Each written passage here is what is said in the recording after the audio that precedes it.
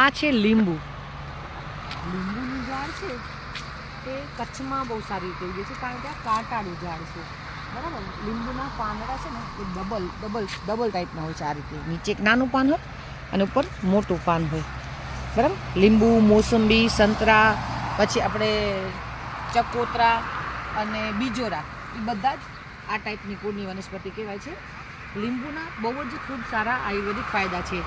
નાળિયેર પાણીની અંદર લીંબુ નીચવીને પીવાથી તમને પથરીના રોગમાં રાહત મળે છે. આ રહ્યું નાળિયેર, તો એ નાળિયેર પાણીમાં લીંબુ નાખીને પીવાથી પથરીના રોગ મટે છે.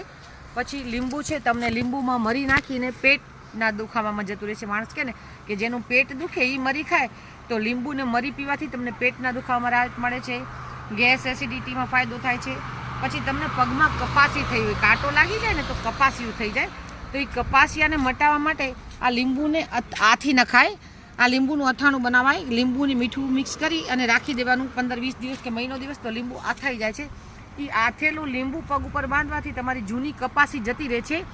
અને આ લીંબુના છોતરામાંથી એકદમ સરસ આપણે કહે ને કે લેમનને જે શરબત કે સુગંધ છે એ છોતરામાંથી મળે છે. અને વિટામિન સીનો ખજાનો કહેવાય તો આ લીંબુ છે, બરાબર. એટલે ઇમ્યુનિટી બૂસ્ટર તરીકે, ડિટોક્સ વોટર તરીકે પણ આ લીંબુ પાણી પીવાય છે. Thank you.